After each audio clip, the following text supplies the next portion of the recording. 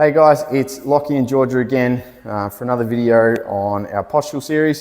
So now we're going to talk about how we mobilise that posture and reduce some of the pain and strain that goes through those postural muscles. So Georgia's going to help me demonstrate 4 exercises that are going to target our lower back, mid back, shoulders and neck, which obviously are common spots for posture issues to pop up.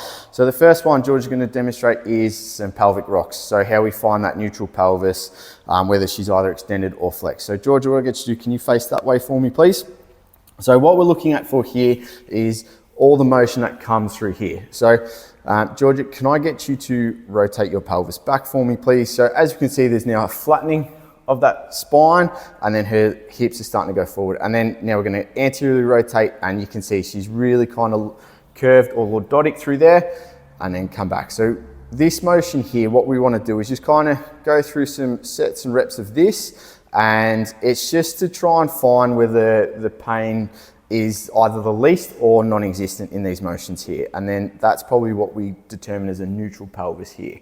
This is a great exercise to mobilize those lower facet joints as well as get the muscles functioning and contracting, which can help with your support and stability.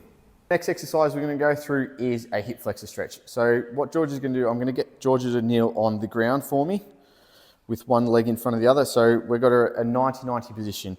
All Georgia's going to do here on this right side is she's just going to kind of squeeze her glute through so it posteriorly rotates her pelvis. And in this motion here, what she should be feeling is a stretch through kind of the anterior part or the front of that leg, maybe even into those abdominals a bit more.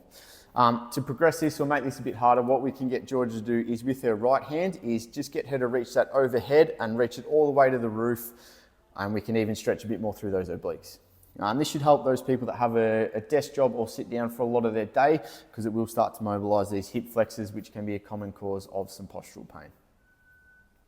Here we're going through our next exercise to address some of this now upper back or base your kind of neck and skull dysfunction for that postural stuff. So here we've got Georgia, she's lying on the foam roller lengthways. We've got her head supported as well as her tailbone supported with the foam roller. Feet are in a comfortable position to help with balance. What Georgia's going to do with that foam roller sitting in the middle of her spine is she's then going to be a snow angel. So what she's going to do, she's going to take her hands above her head as far as she feels comfortable, and then she's going to then bring it down as far as she can. Ideally what we do is we kind of glide those hands above the ground. Some people will get pain or we feel fairly limited through this, and that's when we need to modify it as is. But this is a great exercise to improve some motion through those shoulders and as well as the neck and upper back. Our next exercise in this postural series is what we call open the book. So this is a great exercise to mobilize through the upper back as well as the neck. It goes through a lot of areas, so it's a great bang for buck exercise for people. So what we've got is Georgia lying on her side with her head supported with a pillow. So you can just use your bedroom pillow or something like that. We're going to have her knees slightly higher up, so they're at 90 degrees. The reason for that is it actually takes out the lower back, so all this motion then comes through the mid back and upper neck.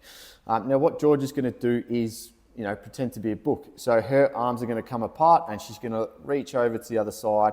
Ideally, if we can get the arm that's on top flat on the other side of the ground, that's fantastic, but we also will work within your limitations. When we're doing this, it's nice and slow, as you can see Georgia's doing, and her head and eyes actually follow her left arm in this instance because the body follows the eyes.